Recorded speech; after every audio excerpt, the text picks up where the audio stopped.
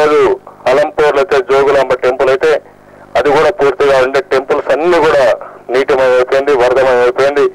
ఇప్పుడు కూడా అక్కడ ఫ్లడ్ ఒక గేట్ కూడా కట్టింది కూడా పూర్తిగా పోయి దాని మీద వాటర్ వచ్చి మొత్తం ఊరంతా కవర్ అయిపోయింది.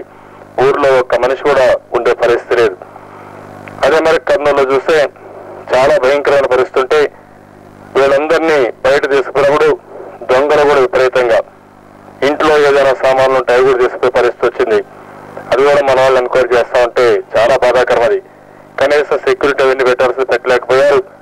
ఏదైతే బాధితులంతా బయట పోతే ప్రాణభయంతో ఆ ఇండ్లన్నీ కూడా ఇష్టానుసారంగా దోచుకోవడం అన్ని జరిగాయని చెప్పి రిపోర్ట్స్ వస్తున్నాయి. ప్రభుత్వం ఏదైతే మీ లెక్కలు వస్తున్నాయి 50 మంది 60 మంది డెత్లని ఇంకా ఎక్కువ ఉంటాయన్న అనుమానం. ఎందుకంటే చాలా మంది చనిపోయారు. అవన్నీ కూడా రాను బయటపడే పరిస్థితి వస్తుంది. ఇంకా గ్రామాలుగా ఎప్పుడైతే ఇవన్నీ వచ్చినాయో అవి ఎంతమంది చనిపోయారో కరెక్ట్ గా ఎస్టిమేషన్ వేసే పరిస్థితి కూడా లేదు. ఈ విధంగా మనం చూస్తే చాలా బాధాకరం.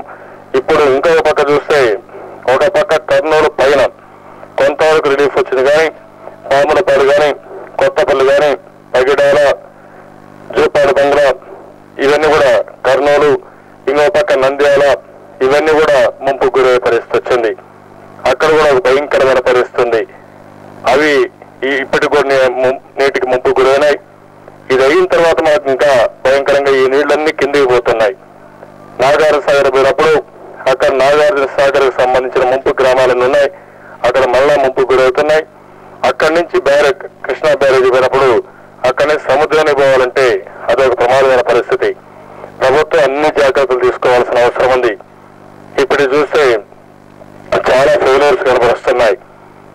ఎక్కడికక్కడ ప్రభుత్వ యంత్రాంగం కూడా అప్రమత్తంగా ఉంటే ప్రజలకు ఇంకొంచెం ఇబ్బందులు తగ్గేటివి. ఆ విధంగా లేని దానివల్ల చాలా ఇబ్బందులు పడ్డారు. ఇప్పుడు కరకట్లు మీరు చూస్తే మామూలుగా ఈ సమయంలో కరకట్లు రిపేర్ చేసే పరిస్థితి పెట్టుకోకూడదు. వీళ్ళు రోడ్డు వేయాలని 1-2 అడుగులు 2 అడుగులు 3 అడుగులు అని చెప్తున్నారు. అది కూడా చదరం చేశారు. దానివల్ల ఎత్తు తగ్గింది. చరిత్రలో ఎప్పుడూ రానటువంటి వరద వచ్చింది. ఈరోజు 98 పెద్ద వరద వచ్చింది. ఆ రోజు కూడా నేను బాగా నా జ్ఞాపకం, రాత్రంతా మేలుకుని కరకట్ల పైన మొత్తం అంతా మీరు చూస్తే శాండ్ బ్యాగ్స్ అన్ని వేసి ఎక్కడ కూడా బ్రీచ్ కాకుండా కాపాడుకోగలిగాం. ప్రజలు కూడా సహకరించారు. ఈ రోజు కూడా రాత్రి ఇప్పుడు ఈవినింగ్ నుంచి స్టార్ట్ అవుతుంది.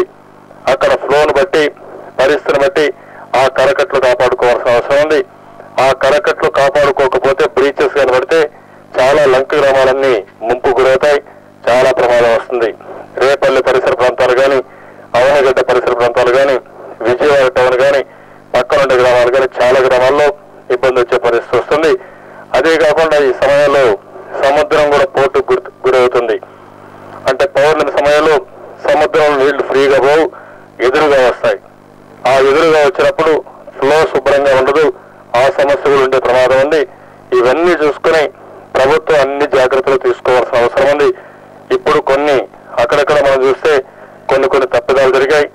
అదే మాదిరిగా ఒక స్ట్రాటజీ లేకుండా వీళ్ళు పోవడం జరిగింది. ఏదైతే పైన క్యాచ్మెంట్ ఏరియాలో వర్షాలు పడినప్పుడు సిడబ్ల్యూసి అనలైజ్ చేసుకుని మనం కృష్ణా రివర్ పైన ఒక మాన్యువల్ ఉంది. ఎక్కడెక్కడ ఎంత వర్షపాతం పడితే ఎక్కడెక్కడ వాటర్ ఏ విధంగా ఫ్లో అవుతుందో చాలా స్పష్టంగా, ఎంత సమయం పడుతుందో, ఎక్కడైతే వర్షం పడిన దగ్గర నుంచి కృష్ణా అంటే నాగార్జున సాగర్ కానీ, శ్రీశైలం కానీ, సుంకేశ్వర కానీ, తుంగభద్ర కానీ ఆల్మట్టికి రావాలంటే ఎంత సమయం పడుతుందో చాలా స్పష్టంగా మాన్యువల్లో ఉంటుంది. అవి చూసుకుని దానికి అనుగుణంగా రిజర్వాయర్ లో ముందు జాగ్రత్తగా నీళ్లుగా వదిలిపెట్టుంటే ఈ ప్రమాదం నుంచి కొంతవరకైనా బయటపడేయడం, ఈ ఇబ్బందులు కొంతవరకు తగ్గేటివి. ఆ విధంగా చేయని దానివల్ల చాలా సమస్యలు వచ్చాయి. ఇంకో పక్కన మీరు చూస్తే ఏదైతే ప్రభుత్వం ముందుగానే ఆర్మీని, డిఫెన్స్ ని వాళ్ళ సహాయం కూడా తీసుకోవాల్సింది. ఏదైతే కంటిన్యూగా వర్షాలు పడుతున్నాయి, ఎప్పటికప్పుడు 25 సెంటీమీటర్ల మన మహబూబ్నగర్లో పడిందంటే ఇది భయంకరమైన పరిస్థితి. మన రాష్ట్రంలో పడిన క్యాచ్మెంట్ ఏరియాలో పడిన వర్షం, కర్ణాటకలో పడిన వర్షం, ఇవన్నీ కూడా కలిసే కొన్ని మహారాష్ట్ర వర్షం, అన్ని ప్రాజెక్టు నిండిపోయడం, ఏ నీళ్లు వచ్చినా నేరుగా శ్రీశైలానికి రావడం, శ్రీశైలంలో ఎంతైతే నీళ్లు విడుదల చేయగలుగుతామో దానికంటే 2 నీళ్లు రావడం. ఈరోజు శ్రీశైలం కాపాడుకోగలిగామంటే భగవంతుడే కాపాడాడు. అక్కడ మన ఈశ్వర టెంపుల్ ఉంది, మల్లికార్జున స్వామి ఉన్నాడు,